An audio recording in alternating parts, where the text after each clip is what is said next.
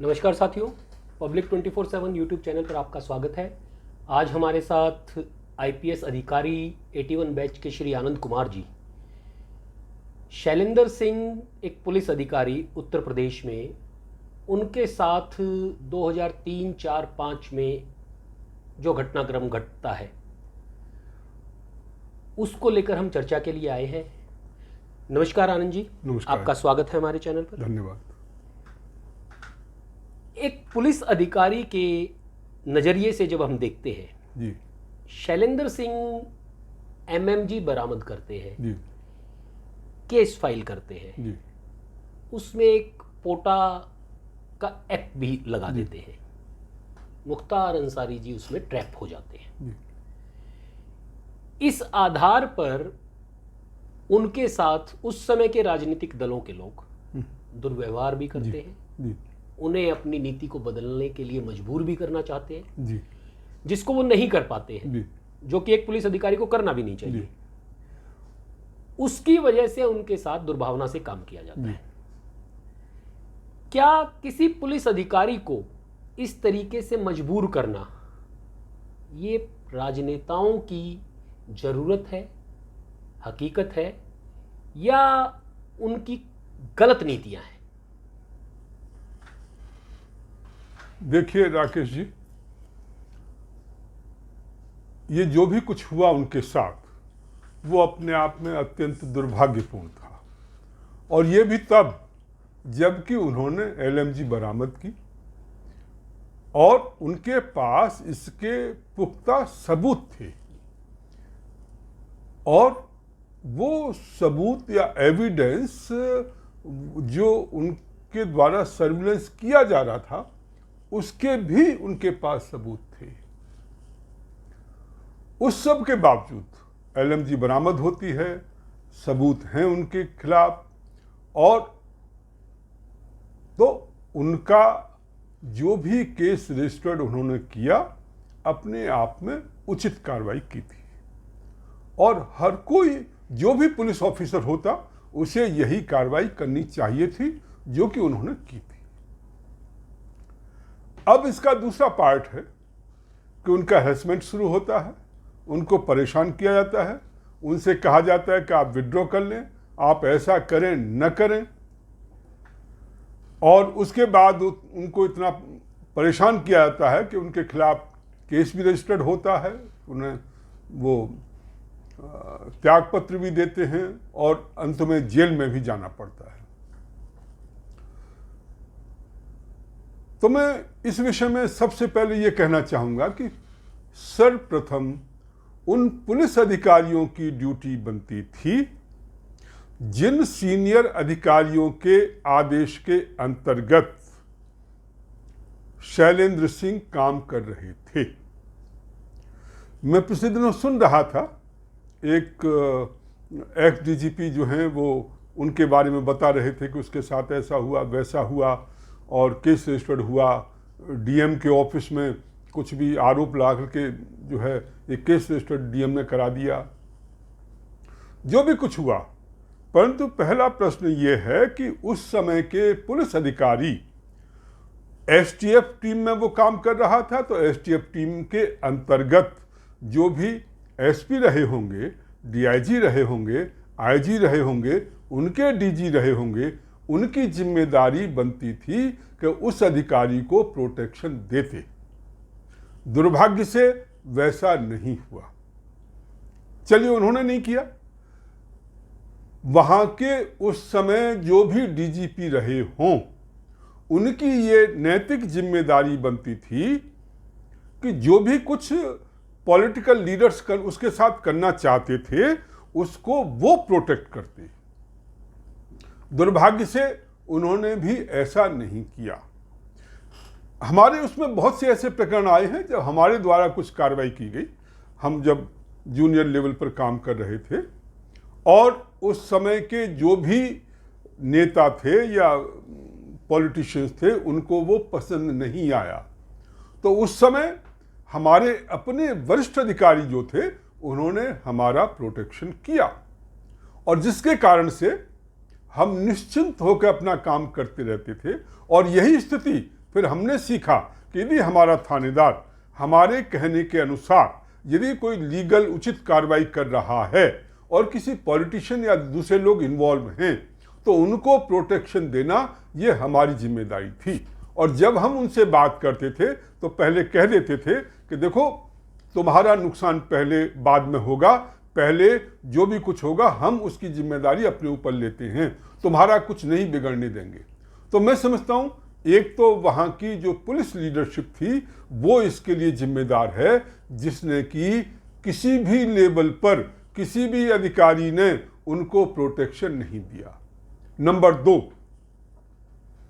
जो senior bureaucracy होती है, चाहे वो होम सेक्रेटरी हो चाहे वो चीफ सेक्रेटरी हो, उनकी भी ये जिम्मेदारी बनती है कि वो यदि कुछ ऐसा हो रहा है तो उनको प्रोटेक्ट करें। ये उनकी जिम्मेदारी, क्योंकि पॉलिटिशियन और पुलिस के बीच में एक बफर के रूप में ये अधिकारी काम करते हैं, परंतु दुर्भाग्य से उन्होंने भी वैसा नहीं किया। तीसरी चीज, यदि केस रजिस्टर्ड किया गया उसके खिलाफ तो उसका इन्वेस्टिगेशन पुलिस अधिकारियों ने किया होगा, उसके साथी अधिकारियों ने किया होगा। जब पता है कि ये मामला झूठा है और इस कारण से किया जा रहा है तो कम से कम उन लोगों को इस ढंग से नहीं करना चाहिए। यदि झूठा प्रकरण था तो वो इन्वेस्टिगेशन करते और कहते कि साहब मामला झूठा है, परंतु उन्होंने भी हिम्मत नहीं की। तो मैं समझता हूं कि शैलेंद्र सिंह की स्थिति इस प्रकार की हो गई थी जैसे अभिमन्यु जो है कौरवों से घिरा होकर के चारों तरफ से कोई उसकी सहायता के लिए नहीं आ रहा था, चारों तरफ से उसके ऊपर प्रहार हो रहे थे। शायद जो साथी उसके आसपास थे वो भी उसे यही एडवाइस दे रहे होंगे, अरे तुम क्यों पागल होते हो, तुम जो है कंप्रोमाइज कर लो, ऐसा कर लो वैसा कर लो, परंतु उसने उचित नहीं समझा या उसने कंप्रोमाइज नहीं किया, उसकी कीमत उसे चुकानी पड़ी। अब मामला आता है पॉलिटिकल लीडरशिप का।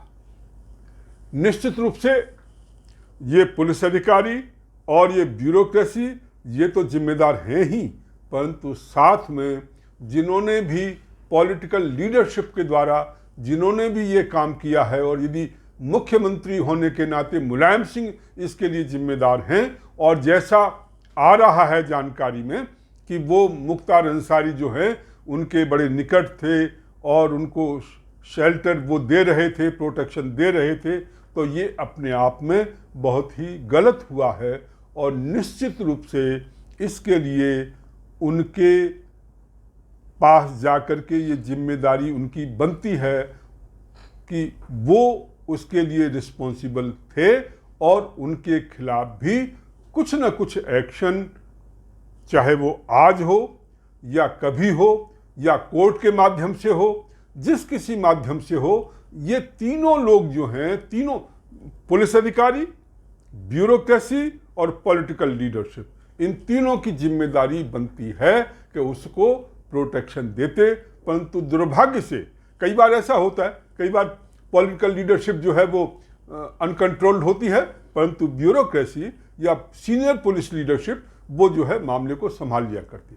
परंतु यहाँ तो पुलिस लीडरशिप भी फेल हुई, जो सीनियर ब्यूरोक्रेट्स थे वो भी फेल हुए, और पॉलिटिकल लीडरशिप तो अपना खेल खेल ही रही थी। तो दुर्भाग्य से जब ऐसी स्थिति होती है तो शैलेंद्र सिंह जैसे जो अधिकारी हैं उनको प्रोटेक्शन कहाँ से मिलेगा।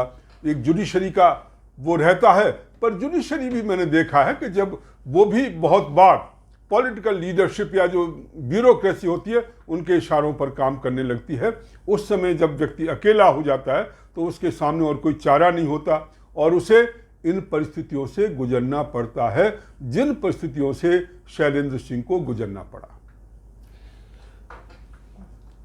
ये जो उदाहरण है शैलेंद्र सिंह का, मुख्तार अंसारी एक अपराधी है, उस पर 20 आपराधिक मुकदमे चल रहे हैं, वो पंजाब की जेल में था जी, पिछले 16-17 साल से जेल में जी, एक जेल से दूसरी जेल में ट्रांसफर होता है जी, और उसको पेश किया जाता है कि शैलेंद्र सिंह को न्याय मिल गया। जी।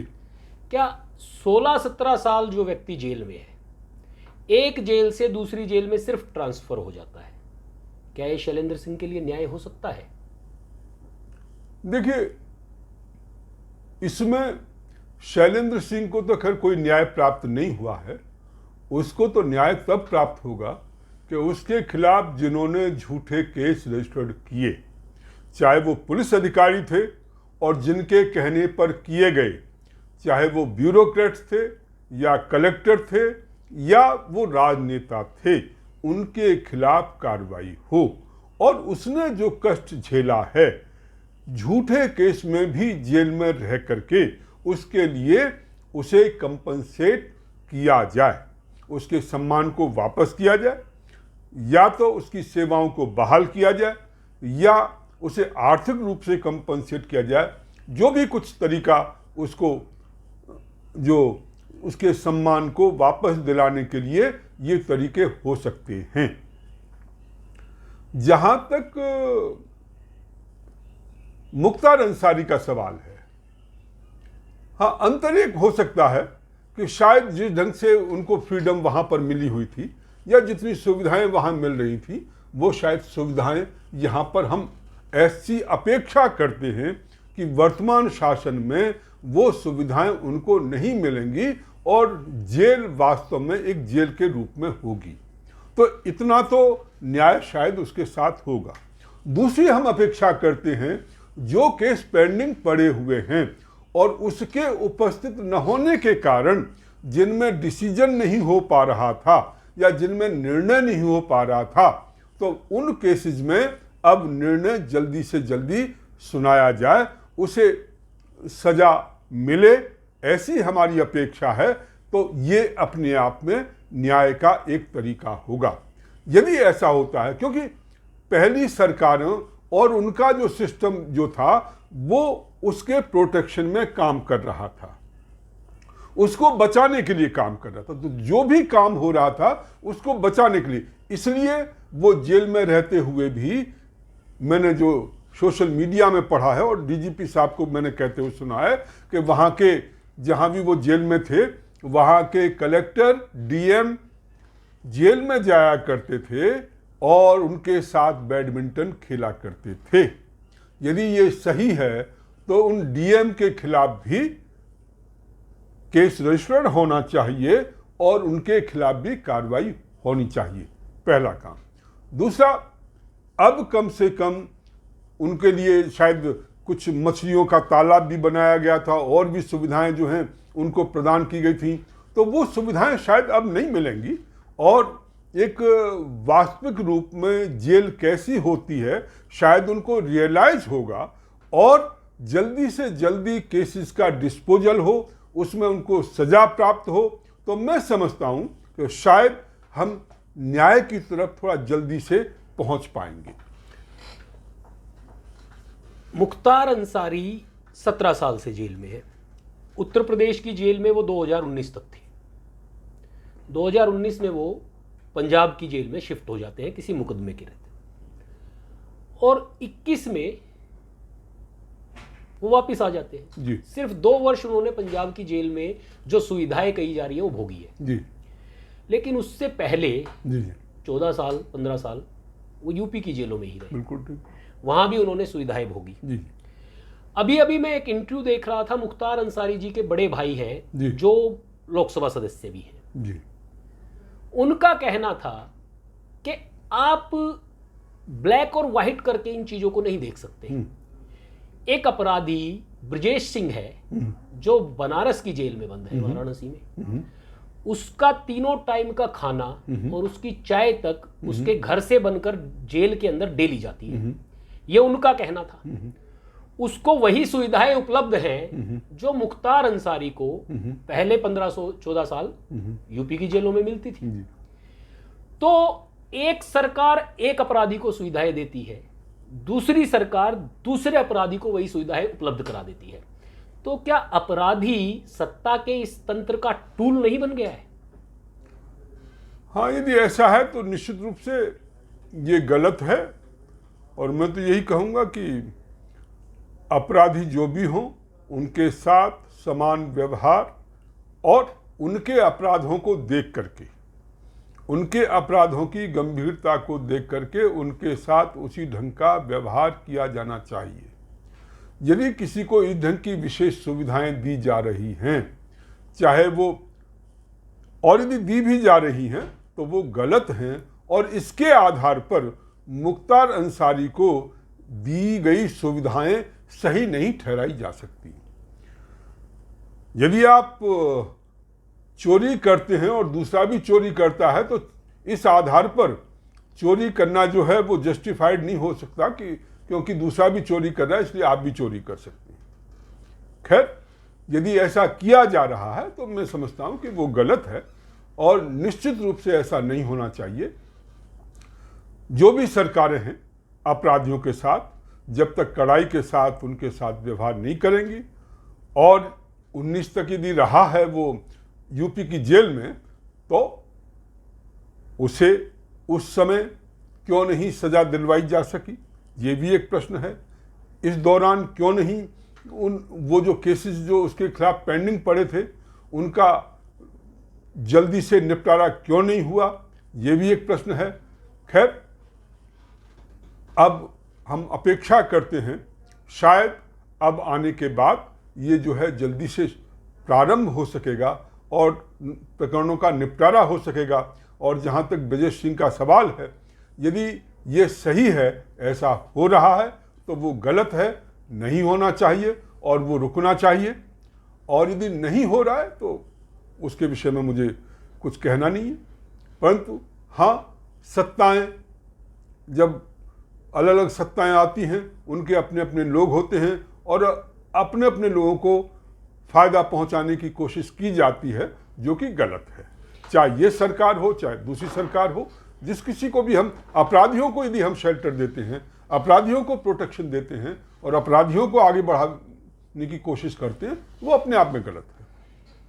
किसी भी सरकार के द्वारा अपराधियों को शेल्टर देना संवैधानिक भी नहीं है, नैतिक भी नहीं है, और सभी सरकारों को इसका पालन करना चाहिए। लेकिन इसके बावजूद ईमानदार पुलिस अधिकारियों पर सत्ताओं की गाज गिरती रही है। यह हिंदुस्तान का इतिहास है। एक दो अधिकारी नहीं है, ऐसे कई अधिकारी हैं। एक सरकार आती है जी, तो एक अधिकारी को जेल में डाल देती है, जी, दूसरी सरकार आती है दूसरे अधिकारी को जेल में डाल देती है, जी, एक सरकार आती है जी, एक अपराधी को सुविधाएं उपलब्ध करा देती है, दूसरी सरकार आती है दूसरे अपराधी को सुविधाएं उपलब्ध करा देती है। ये अभी तक चलता रहा है। लेकिन आज जिस प्रकार की सत्ता है, योगी जी और मोदी जी जैसे लोग सत्ता में आए हैं, वो चाहते हैं बदलाव लाना और उस तरीके से कार्य भी कर रहे हैं। लेकिन ऐसे उदाहरण जब सामने आते हैं तो ऐसा नजर आता है जैसे ये बदलाव नहीं हो रहा है या उनकी जानकारी के बगैर ये सब चल रहा है। संजीव भट्ट गुजरात के अंदर एक आईपीएस अधिकारी है। कस्टोडियन डेथ की वजह से उनको सजा दी जाती है। मुझे जहां तक जानकारी है वो पहले आईपीएस अधिकारी हैं जिनको कस्टोडियन डेथ में सजा हुई है। अदरवाइज इसको सिपाही, हेड कांस्टेबल और इंस्पेक्टर लेवल तक के अधिकारियों को दोषी मानकर आईपीएस लेवल के अधिकारियों को छोड़ दिया जाता था। उनको सजा दी गई। उसके पीछे भी पॉलिटिकल वेंडेटा वो खुद कहते हैं। ये संजीव भट्ट जी का कहना है कि भाई मुझे राजनीतिक वजह से फंसाया गया।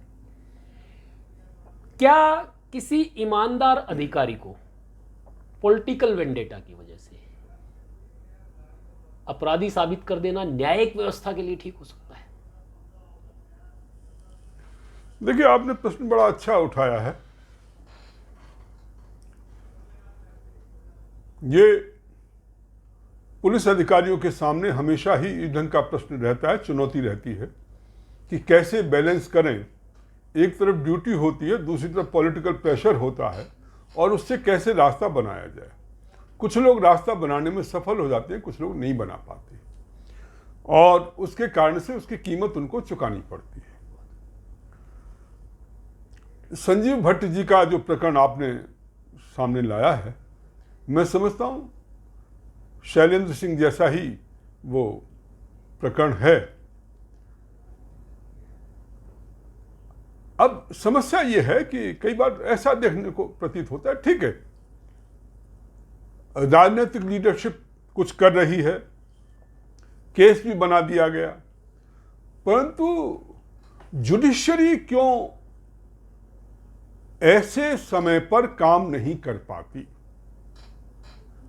यह प्रश्न बड़ा अचंभित करने वाला है कि भाई यदि ये दिखाई दे रहा है और यदि ये सब कुछ स्पष्ट है कि उनका कोई रोल इस ढंग से नहीं है और कस्टोडियल डेथ में उनका सीधा इन्वॉल्वमेंट नहीं है, इनडायरेक्ट रिस्पॉन्सिबिलिटी हो सकती है। यदि उस ढंग की रिस्पॉन्सिबिलिटी की बात की जाए तो फिर तो होम मिनिस्टर की भी रिस्पॉन्सिबिलिटी होगी, फिर तो चीफ मिनिस्टर की भी रिस्पॉन्सिबिलिटी होगी। उस रिस्पॉन्सिबिलिटी को आप कहाँ तक ले जाते हो वो आपके ऊपर डिपेंड करता है। परंतु यदि एक किसी सेल में यदि किसी की डेथ होती है तो वहाँ जो प्रभारी हैं, जो काम करने वाले लोग हैं, उनकी रिस्पॉन्सिबिलिटी होती है उसको देखभाल करने की, और यदि उनके द्वारा गलती हुई है तो वही उसके लिए दोषी माने जाते हैं और माने जाने चाहिए। तो इस रूप में पर दुर्भाग्य ये है कि जब सपोज करिए कि एग्जीक्यूटिव, पॉलिटिकल पावर, ये सारे के सारे जब आपको सपोर्ट नहीं कर पा रहे हैं या जस्टिस नहीं दे पा रहे हैं तो जुडिशरी आपको, ऐसे में हम जुडिशरी से अपेक्षा करते हैं कि वो ऐसे व्यक्तियों को, ऐसे अधिकारियों का प्रोटेक्शन उन्हें करना चाहिए और वो करेंगे। परंतु दुर्भाग्य से यहाँ से भी हमें निराशा हाथ लगती है और इन प्रकरणों में यही हमें देखने को मिला है। तो मुझे अजीब सा लगता है कि आखिर जुडिशरी को क्या हो गया है कि उनकी जमानत नहीं हो पा रही। हर प्रकरण में हर अपराधी की जमानत हो जाती है, परंतु संजीव भट्ट की जमानत नहीं हो पा रही। उनके खिलाफ जो केस अभी भी चल ही रहा है और उसमें उनको मुलजिम बनाने की कोशिश की जा रही है। तो ये जो तरीका है ये निश्चित रूप से दुर्भाग्यपूर्ण है। इसीलिए कई बार ये प्रयास हुआ है और जितने पुलिस कमीशन बने हैं उसमें ये कोशिश होती रही है कि पुलिस को पॉलिटिकल इन्फ्लुएंस से अलग रखा जाए। और इसलिए सुप्रीम कोर्ट ने एक निर्देश भी दिया है कि जो इन्वेस्टिगेशन होता है, इन्वेस्टिगेशन में कोई भी सत्ता, कोई भी व्यक्ति, कोई भी अधिकारी, कोई भी बाहर से उसमें इंटरफेरेंस नहीं कर सकते।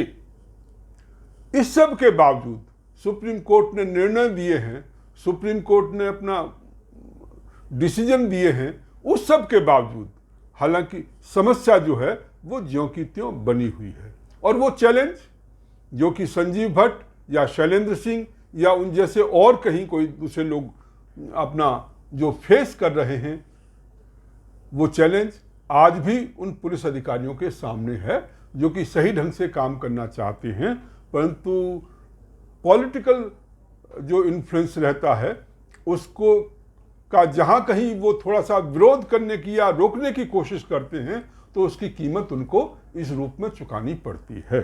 और पिछले दिनों से दुर्भाग्य से एक ट्रेंड चला है, एक सत्ता आती है तो उस समय के जो पुलिस अधिकारी होते हैं तो वो, और या ब्यूरोक्रेसी होती है तो वो हटा दिए जाते हैं, दूसरे आते हैं और पहले वालों के खिलाफ फिर केस रजिस्टर्ड होते हैं, सीनियर अधिकारियों के खिलाफ भी केस रजिस्टर्ड होते हैं। कई प्रदेशों में इस ढंग का वातावरण या माहौल चल रहा है, तो ये दुर्भाग्यपूर्ण है और उसका खामियाजा पुलिस अधिकारी भुगत रहे। आपने बताया कि पुलिस अधिकारी खामियाजा भुगत रहे हैं। मेरा मानना है कि ये देश इसका खामियाजा भुगत रहा है, इस देश की जनता इसका खामियाजा भुगत रही है। पॉलिटिकल नेता पुलिस अधिकारियों का, अपराधियों का टूल के तौर पर उपयोग कर जाते हैं जी। और उनका टूल के तौर पर उपयोग करने के लिए ही वो इस सब तरीके की चीजें करते हैं। पुलिस सुधार के लिए धर्मवीर आयोग जी ने एक बड़ी विस्तृत रिपोर्ट दी थी जी। आप भी उसको बड़े अच्छे से जानते हैं। उसको लेकर आज तक कोई एक्शन किसी सरकार के द्वारा, जी किसी राष्ट्रवादी, राष्ट्र के विषय में सोचने वाली सरकार जी जो राष्ट्र में सुधार भी लाना चाहती है, जी। ऐसी सरकारें जी क्यों नहीं चर्चा कर पा रही है? देखिए, एक तो समस्या ये है कि जब आप अपोजिशन में होते हैं तब आपको लगता है कि जी पुलिस में सुधार होना चाहिए, और जब आप सत्ता में आते हैं तो आप जो है पुलिस को टूल के रूप में यूज करना शुरू कर देते हैं। टूल के रूप में यूज करना चाहते हैं तो आपको वैसी ही पुलिस चाहिए, और उसी के माध्यम से आपके जो भी, जिनको भी आप साधना चाहते हैं, जिनसे भी बदला लेना चाहते हैं, जो कुछ करना चाहते हैं, सही गलत, तो वो उसी टूल के माध्यम से हो पाता है। तो ये तो सामान्य रूप से हर सरकार की यही स्थिति रही है, और इसलिए जब जो सत्ता में होता है वो ये महसूस करते हैं कि जी सत्ता हमारे लिए हमेशा के लिए है, हम तो सत्ता से जाने वाले नहीं। कांग्रेस को भी यही गलतफहमी थी, इसलिए वो जिनको भी यूज करना होता था कर लेते थे, अपने ढंग के जो भी ऑफिसर छांट लिए, उनके माध्यम से जो काम कराने होते थे अपने तरीके से करा लेते थे, और उस ढंग का सिस्टम सबको सूट करता है। चाहे स्टेट गवर्नमेंट्स हो, स्टेट गवर्नमेंट्स को भी इसी ढंग का सिस्टम सूट करता है कि वो जो है इस ढंग के ऑफिसर रहें जो उनके हिसाब से काम करते रहें, और सेंट्रल गवर्नमेंट को भी इसी ढंग से सूट करता है कि उनके हिसाब के ऑफिसर और वो जो है उस ढंग से काम करते रहें। तो ये दुर्भाग्यजनक है जी, और ये इस कारण से ही कोई परिवर्तन इसमें नहीं आ पा रहा, और ये पॉलिटिकल लीडरशिप और ब्यूरोक्रेसी दोनों ही पुलिस पर अपना कंट्रोल बनाए रखना चाहते हैं, क्योंकि उनको लगता है कि जो असली पावर है, असली सत्ता है, वो इनके हाथ में है, और उनके माध्यम से वो अपने विरोधियों को या अपने जो भी जिनसे भी प्रॉब्लम होती है उनको जो है ठीक करने की कोशिश करते हैं, और इसलिए पुलिस का उपयोग इस रूप में करते हैं। और इसलिए ये सरकारें कोई पुलिस रिफॉर्म की बात तो करेंगे, परंतु वास्तविक रूप में धरातल पर किसी ढंग का कोई रिफॉर्म जो है वो इम्प्लीमेंट नहीं कर पाते। धर्मवीर आयोग की आपने बात की, उन्होंने बड़ी विस्तृत, और उसमें आईएएस ऑफिसर्स भी थे, आईपीएस ऑफिसर्स भी थे, दूसरे ऑफिसर्स भी थे, और विस्तृत रूप से पूरे देश में उसमें चिंतन हुआ, और उसको बाद जो है वो कमीशन की रिपोर्ट दी गई, और उसमें इस विषय पर काफी चिंतन हुआ है कि पुलिस को किस ढंग से पॉलिटिकल इन्फ्लुएंस से अलग रखा जाए, और उसके लिए इन्होंने एक सिस्टम बताया। परंतु दुर्भाग्य से कोई भी सरकार, चाहे पहले की थी, आज की है, इस विषय में कोई चिंतन नहीं कर रही। राष्ट्रवादी सरकार का जहाँ तक प्रश्न है, हम अभी भी अपेक्षा करते हैं, हो सकता है वो और समस्याओं में उलझे हुए हों, इसलिए उनको शायद समय नहीं मिल पा रहा है। जब भी शायद समय मिले तो इस तरफ भी वो ध्यान देंगे, और उनको ध्यान देना चाहिए, ऐसी हमारी अपेक्षा है। यदि वो ध्यान दे पाते हैं तो इस देश का बड़ा सौभाग्य होगा, और पुलिस विभाग को भी एक राहत मिलेगी। पुलिस विभाग के लिए नहीं, देश की जनता को भी एक बहुत बड़ी राहत मिलेगी। आप रिटायर हो चुके हैं जी। अब संन्यास्त आश्रम से पहले का एक आश्रम होता है जिसमें सामाजिक जिम्मेवारी जी निभानी पड़ती है। जी। आप उस सामाजिक जिम्मेवारी का निर्वाह करने के उस समय में हैं जी। तो ये जो पुलिस रिफॉर्म है, ये सिर्फ पुलिस रिफॉर्म की बात नहीं है। जी। ये पुलिस रिफॉर्म इस देश की जनता को बहुत बड़ी जी मदद करने वाला है। बिल्कुल ये साफ नजर आता है। बिल्कुल सही। इस देश की जनता जानती है, आप अधिकारी रहे, आप भी जानते हैं, जी। दिल्ली के थाने का एसएचओ तब तय होता है जब एक तय कीमत फिक्स हो जाती है। जी। बीट ऑफिसर तब फिक्स होता है जब उसकी कीमत फिक्स हो जाती है। जी। ये दिल्ली की जनता भी जानती है, जी। इस देश की जनता भी जानती है। जी। ये मेरा प्रश्न नहीं है, जी। ये हमारे व्यूअर्स का प्रश्न है, जो हमें अपनी क्वेरीज और अपने क्वेश्चंस भेजते हैं। बिल्कुल ठीक है। वो कहते हैं हम जानते हैं जी। थाने बिकते हैं, जी। बीट ऑफिसर को बीट बेची जाती है। जी इसके बावजूद आपको जब समाज में सुधार लाना है, आपका वो दौर है, जी तो आपका क्या मानना है? देखिए जी, मेरा मानना है कि पुलिस में सुधार की बहुत बड़ी आवश्यकता है और मैं समझता हूं और मेरा ये मानना है कि आईपीएस अधिकारी होने के नाते जो आईपीएस अधिकारी हैं उनकी ये विशेष जिम्मेदारी बनती है। दुर्भाग्य से इस देश में पुलिस में काफ़ी कुछ करने की कोशिश की गई है, आईपीएस अधिकारियों ने भी काफ़ी कुछ काम करने की कोशिश की है, पर एक फ्रंट जहां पर वो फेल हुए हैं वो है भ्रष्टाचार। पुलिस में व्याप्त भ्रष्टाचार को वो खत्म करने में सफल नहीं हुए।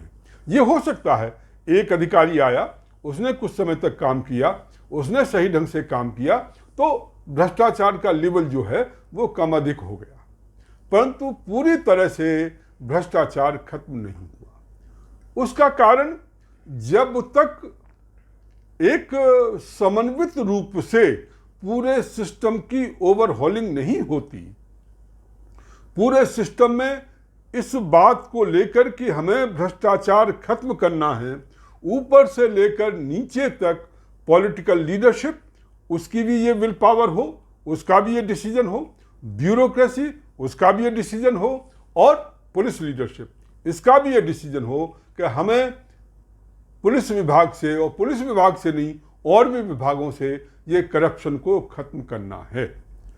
यदि ऐसा कुछ हो पाए, तीनों मिलकर के ये डिसीजन लें और उसको इम्प्लीमेंट करें, तो निश्चित रूप से ये काम हो सकता है। वैसे ये भी है, यदि इंडिविजुअल लेवल पर भी यदि कहीं कोई प्रयास किया जाता है तो उसका प्रभाव भी पड़ता है। मैंने देखा है केपीएस गिल के आने के बाद किस ढंग से पंजाब में मिलिटेंसी खत्म हुई। ठीक है, उसमें अकेले केपीएस गिल का वो नहीं था, पर केपीएस गिल उसको लीड कर रहे थे, और एक व्यक्ति के आने के बाद किस ढंग से सिचुएशन में परिवर्तन आया ये हम जानते हैं। टीएन शेषन के बारे में हम सुनते हैं कि जो चुनावों में जो धांधली होती थी उसको ठीक करने में TN Seshan as an individual उन्होंने एक बहुत बड़ा रोल जो है अदा किया। तो इस रूप में मैं ये महसूस करता हूं कि इंडिविजुअल भी बहुत बड़ा रोल अदा कर सकते हैं, परंतु देश के लेवल पर ये जो इतनी बड़ी समस्या है उसको समाप्त करने के लिए political leadership, bureaucracy, police leadership, इन तीनों को जो है एक प्रकार से शपथ लेनी होगी, उनको निर्णय लेना होगा, और उसके आधार पर इसको खत्म करने का प्रयास जो है जब तक नहीं होगा तब तक उस ढंग की सफलता हमें नहीं मिल सकती। कहीं एक व्यक्ति के आने के बाद थोड़ा परिवर्तन आता है, ये ठीक है, परंतु वो व्यवस्था का पार्ट नहीं हो पाता। देश के कर्णधारों के लिए, वो कर्णधार पुलिस सर्विस में भी हो सकते हैं, न्यायविद भी हो सकते हैं, पॉलिटिकल लीडर भी हो सकते हैं, समाज सुधारक भी हो सकते हैं, जिस भी फील्ड में काम कर रहे हैं, ईमानदारी, सत्यता, यही सबसे बड़ा पैमाना है। इस पैमाने से, अपने मन के भाव से जब सत्य को मापने लग जाओगे तो इस देश को सही दिशा दे पाओगे। इस दिशा में आगे बढ़ने की अपेक्षा देश के सभी कर्णधारों से है, और कर्णधार वो नहीं है जो सत्ता के शीर्ष पे बैठे हैं। कर्णधार वो भी है जो गली में है, जो सड़क पे है, लेकिन विचारवान है, विचार कर रहा है। इन सभी विषयों पर विचार करने की आवश्यकता है। देश के सभी नागरिकों से और अपने सभी व्यूअर्स से मेरा एक अनुरोध है, मैं आपसे सवाल मांगता हूं, प्रश्न कीजिए देश की समस्याओं से जुड़े हुए। मैं उन प्रश्नों को आनंद जी जैसे अनेकों अधिकारियों के पास लेके जाऊंगा। उन प्रश्नों के जवाब मिलेंगे, और नहीं मिलेंगे तो उनको कैसे, उन प्रश्नों को कैसे हल किया जा सकता है, उस पर चर्चा जरूर शुरू होगी। ये देश हित की चर्चा है, देश हित के लिए निवेदन है। जय हिंद, जय भारत।